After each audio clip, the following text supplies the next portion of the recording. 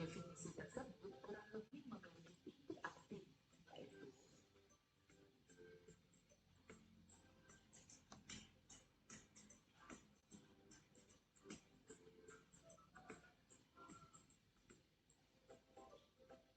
sesuai Undang-Undang Nomor 31 Tahun 1995, tindak pidana korupsi atau tipikor terbagi menjadi tiga bentuk yang pada awalnya memiliki tiga bentuk.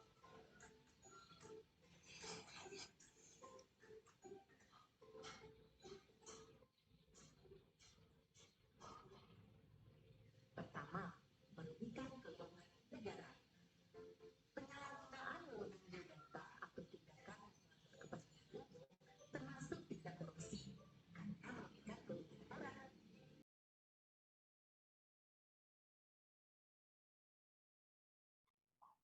Oke Pak Tarik, jadi itu kira-kira kalau masalah komitmen mutunya masih perlu ditingkatkan. Begitu Pak Tarik katanya tadi? Iya Pak, ya. Ya, jadi mungkin PR kita bersama, PR Pak Tarik itu, agen Ya. ASN milenial, ya, untuk memberikan Ya, usulan Pak. saran, masukan agar ada perubahan. Oke, bagus Pak Tarik. Ini juga Pak. Ya. Ini juga Pak yang sering terjadi kadang-kadang tentang korupsi sih sebenarnya Pak. Oh, ya iya. Teman-teman kadang-kadang membuat resep untuk dirinya sendiri, namun digunakan untuk tempat praktek. Hampir setiap hari meminta obat di puskesmas. Nah ini ya harus sekarang bagaimana caranya supaya tidak terjadi lagi Pak Tarik, ya?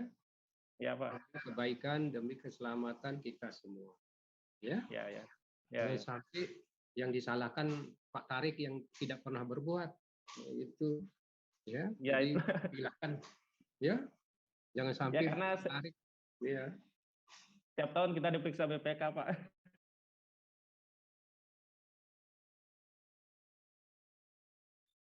Dibantu kepolisian ya, jadi berjejaring ya, jadi itulah ada pengadilan ya, tentunya juga hakim dan semuanya. Nah ini untuk membuat orang-orang itu takut korupsi karena hukuman nih gitu kan, walaupun hukuman sampai saat ini nggak seimbang sih. Kalau kita baca undang-undang tipikor itu ya, yang korupsi 1 triliun mengembalikannya cuman berapa ratus juta gitu. Hampir sama, dan masa tahanannya hampir sama dengan orang-orang misalnya maling ayam misalnya kayak gitu. Jadi nggak setara gitu, nggak adil sebenarnya undang-undang tipikor itu. Nah, tapi yang akhirnya diubah akhirnya undang-undang KPK-nya kayak gitu. Nah itu kadang yang karena hal-hal politik ya. Nah lalu yang kedua adalah perbaikan sistem. Perbaikan sistem ini saya pernah bahas ya kemarin ya. Jadi bagaimana orang-orang tuh nggak bisa korupsi. Niatnya itu ada mungkin ya. Mungkin kita ini semua ada nih niat, nggak apa-apa lah saya palsukan data, atau nggak apa-apa lah saya ambil uang dana bos sedikit untuk keperluan ini nih gitu.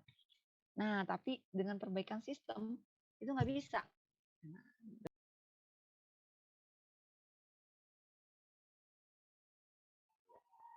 sama juga seperti itu. Ya. Tetapi ada tetapinya kalau pemerintahan. Ya.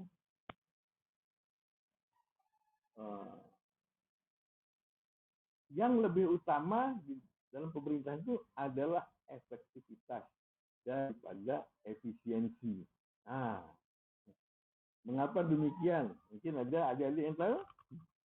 Lebih utama efektivitas daripada efisiensi. Anda bisa jawab? Boleh saya jawab, Pak? Silakan. Apabila kita mengutamakan efisien, begitu dibandingkan sama dengan efektivitas, maka artinya itu bahwa minim waktu misalkan ya. Kita menghemat waktu begitu. Tepat waktu misalkan menghemat waktu, tapi tujuan yang kita akan capai itu dia kurang maksimal begitu, tujuannya itu kurang tercapai begitu. Contohnya misalkan dalam kita ada diskriminasi, memang banyak terjadi. Kita bisa menutup mata ya, bahwa kadang-kadang pemimpin itu kecenderungannya, kesukaannya kepada seseorang pejabat yang mungkin karena keluarganya, karena suka carikan dia uang, itu hati-hati. Jadi sebagai seorang pemimpin harus dia bertanggung jawab pada siapa saja sebagai temannya kerja.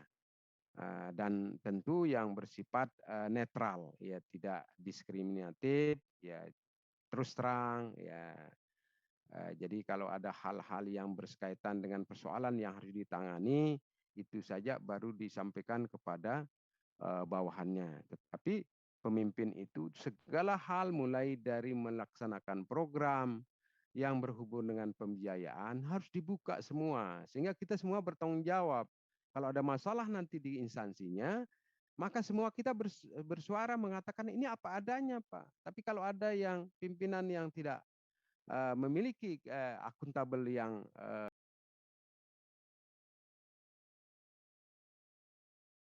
akuntabilitas. Ketika kita mencari referensi dari berbagai sumber akan merujuk pada suatu arti, yaitu bertanggung jawab. Sementara, menurut LAN 2015, definisi akuntabilitas adalah kewajiban mempertanggungjawabkan apa yang menjadi amanahnya. Aspek-aspek dalam akuntabilitas terbagi atas HH, L, KK. H. Hubungan. Akuntabilitas adalah sebuah hubungan vertikal dan horizontal. Vertikal artinya pertanggungjawaban ke yang lebih tinggi jabatannya, sedangkan horizontal pertanggungjawaban kepada masyarakat. H yang kedua yaitu hasil. Akuntabilitas berorientasi pada hasil akhir, yaitu L, laporan. Dan K, konsekuensi, memerlukan konsekuensi dalam pelaksanaannya. Dan yang terakhir K, kinerja. Akuntabilitas memperbaiki kinerja. Untuk menghasilkan akuntabilitas diperlukan lingkungan kerja yang akuntabel. Lingkungan kerja yang akuntabel terdiri dari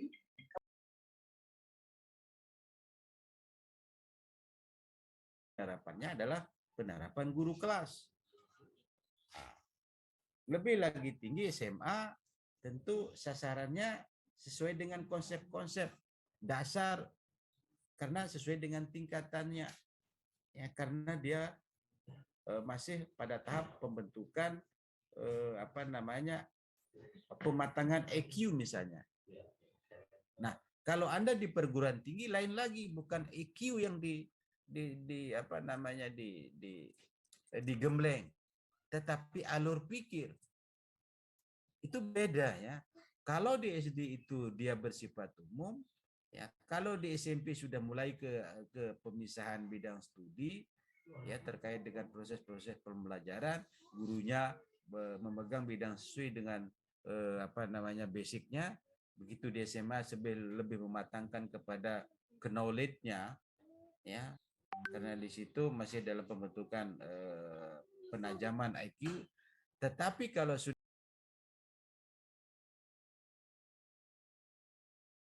sebuah kepercayaan itu memang berat, harus ada membutuhkan pikiran dan tenaga yang betul-betul memberi kesan kepada masyarakat. Ya, harus ada kesan itu, tidak boleh dibiarkan, tidak ada pembiaran. Apalagi kita abaikan hal seperti itu, ada masalah mau apa saja masyarakat, tidak harus. Karena tugas kita itu memberi pelayanan yang terbaik dan masyarakat itu menerima pelayanan yang terbaik. Konstitusi itu mengatakan seperti itu. Di dalam undang-undang dikatakan bahwa negara mencerdaskan kehidupan bangsa, ikut melaksanakan ketertiban dunia, dan memberi kemakmuran, kesejahteraan dan kemakmuran terhadap masyarakat, rakyatnya. Itu di situ. Jadi buatlah sesuatu kegiatan-kegiatan apa yang yang membuat mereka itu, masyarakat itu betul-betul melihat bahwa tidak makan gaji buta itu. Seperti itu. Banyak kali bisa diperbuat kok. Banyak sekali. Gitu. Jadi apalagi muridnya juga di tempat-tempatnya terpencil, bawahnya datangi sekali-sekali, lakukan office itu, lakukan apa keluhannya, apa permasalahannya.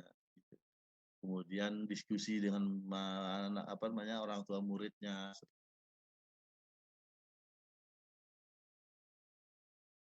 Jadi Miss Nawati juga menyampaikannya dengan senyum-senyum, mungkin sambil menyampaikan sambil langsung mengintrospeksi diri ya.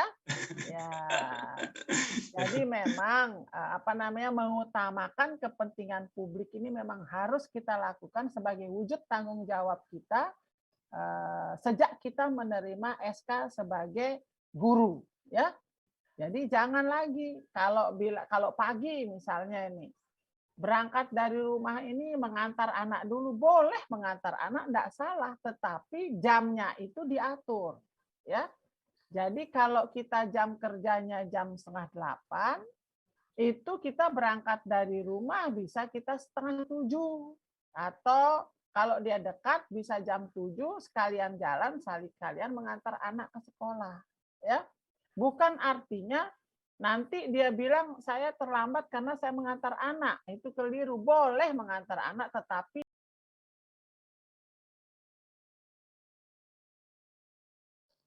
PNS memperlakukan anggota masyarakat dan koleganya dengan hormat, ya, dengan sopan, dengan baik. Ya.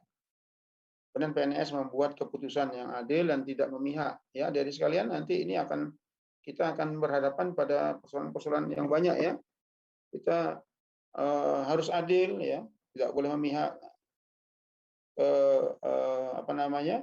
suatu masyarakat tertentu ya, harus adil kita ya, karena mungkin di situ ada saudara kita dan sebagainya ya. PNS harus melayani stakeholder, siapa itu ya, pemerintah, swasta, mungkin masyarakat ya, dengan tepat waktu ya, memberikan masukan, informasi, kebijakan. Nah, jadi ini adik-adik sekalian yang hal-hal yang harus ada yang menjadi budaya ya, adik-adik sekalian ya,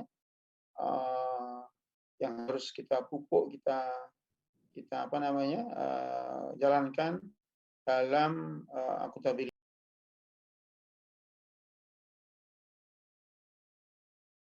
Ranahnya ada di situ. Nah, nanti lagi di mana namanya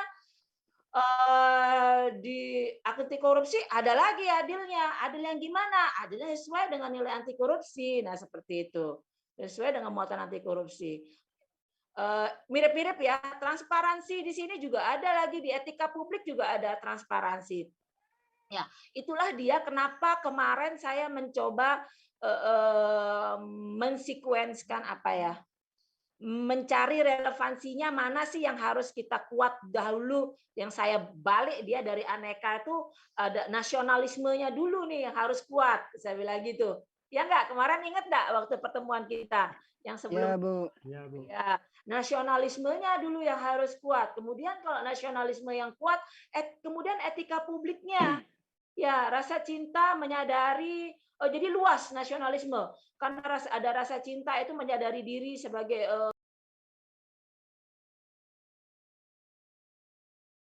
agendanya nanti kita lanjut aja. Komitmen mutu adalah individu kelompok, berawal dari individu kelompok terus janji dan dilaksanakan, sehingga itu kalau komitmen ya. Jadi komitmen itu adalah bagaimana kita janji, sebenarnya janji itu ada diri kita, atau kalau itu jadi kelompok atau publik organisasi, janji dalam kelompok itu, dan itu untuk dilaksanakan. Poinnya kan seperti itu. Sedangkan mutu adalah standar gitu, standar atau ukuran bahwa sesuatu itu layak gitu loh, sehingga dia mempunyai ciri sifat tertentu gitu ya, jadi karakter tertentu. Nah, untuk mencapai ini, untuk ini ada 7 indikator nilai dari komitmen mutu. Ya tadi ya, itu efektif itu adalah untuk upaya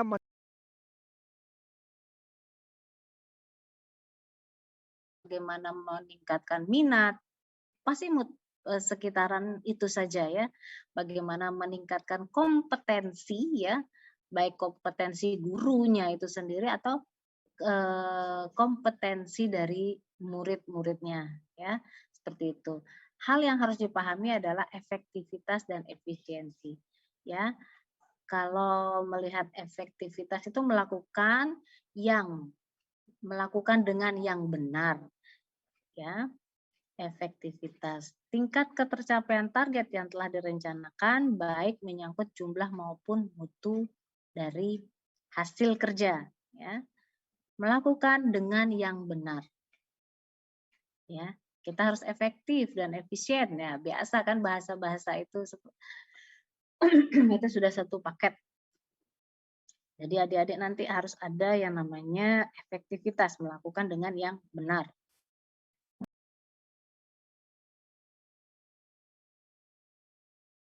Kita sebagai penonton terhadap sekian banyak kasus yang kita saksikan di televisi atau di media-media berita lainnya, kadang banyak kita lihat di sana hakim atau penegak hukum itu tebang pilih, Pak, tebang pohon, tebang pilih. Yang sedikit jumlah korupsinya kadang lebih banyak tuntutannya, atau dan sebaliknya, yang lebih banyak yang dikorupsi tuntutannya itu lebih sedikit. Yang saya tanyakan, apakah hakim itu punya aturan baku, Pak, dalam penuntutan itu atau seperti apa? Atau sekehendak mereka begitu, sehingga banyak protesan dari masyarakat, hakim itu seperti tebang pilih gitu dalam menentukan vonis hukumnya, Pak. Contohnya yang lagi hangat-hangat sekarang, Pak, kan korupsi dana PKH dan dana COVID oleh Menteri Sosial itu. Kan itu berbeda jauh jumlahnya, tapi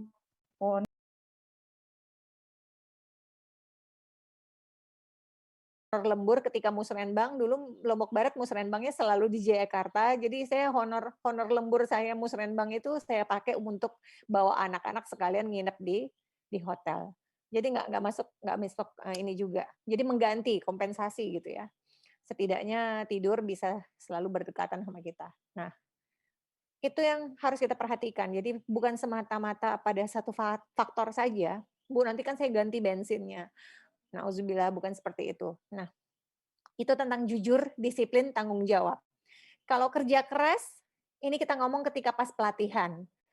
Bukan tidak sedikit, ya banyak peserta itu yang suka komplain, Bu, kebanyakan tugas. Bu, kenapa nggak dikasih tahu aja lah kita, Bu, capek saya mikir, Bu. Mana nilai kerja kerasnya? Padahal justru esensinya ketika belajar latsar itu adalah untuk menanamkan nilai-nilai ini, ya, gitu loh. Dan kerja keras ini sebenarnya hitungannya ibadah nggak?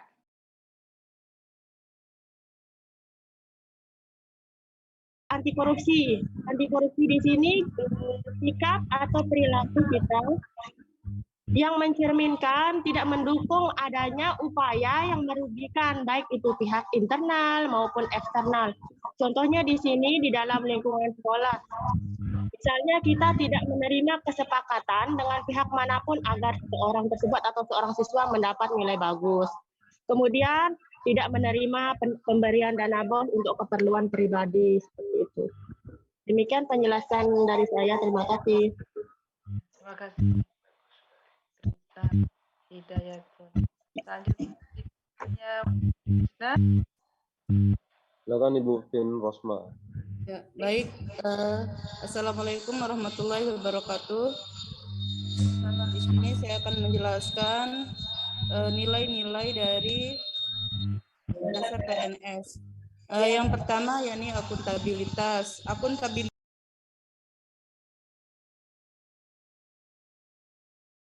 Di depan kita sudah ada tanggung jawab kita.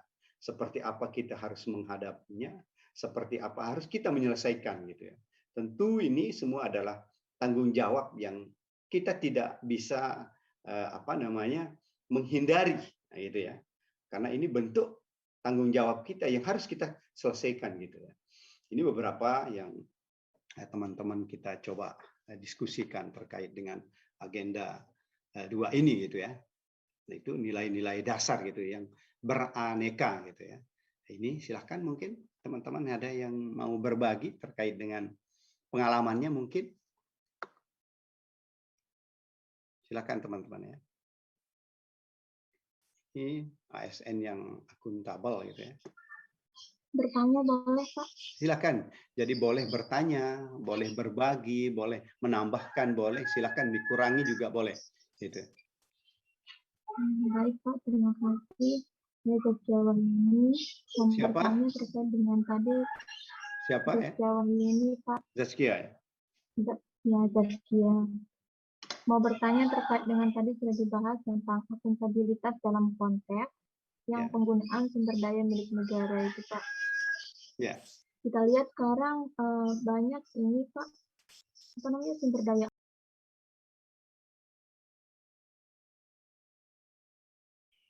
Laporan aktualisasi. Nah, mudahnya aja seperti itu. Nanti kalian akan diberi tugas membuat laporan aktualisasi dari apa yang ditugaskan oleh panitia diklat, oleh syarat diklat itu kan harus menyerahkan laporan. Nah, bentuk akuntabilitas dari kalian menyerahkan laporan kepada panitia latsar itu adalah hasil kegiatan aktualisasi yang kalian lakukan. Bentuknya apa hasilnya? Ya laporan hasil. Ya. Atau kita kerucutkan lagi, misalkan diberikan tugas, misalkan mendapat pekerjaan, tolong buatkan saya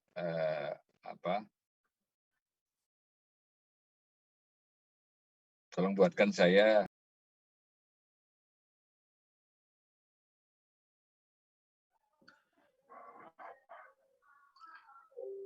untuk menjaga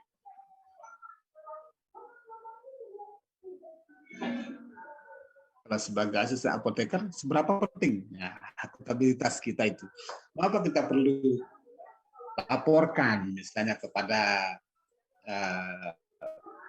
yang beri resep misalnya, atau juga kita laporkan kepada si pasien.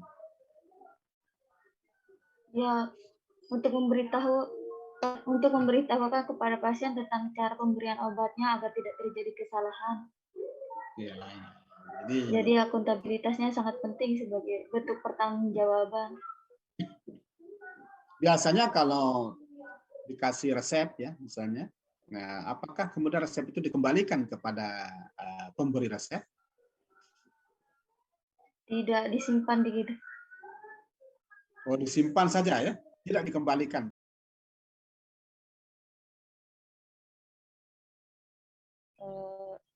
Jadinya karena tidak ada teguran, teman-teman kita itu menyepelekan, biasa aja tanpa ada rasa bersalah ketika terlambat atau bagaimana, Pak.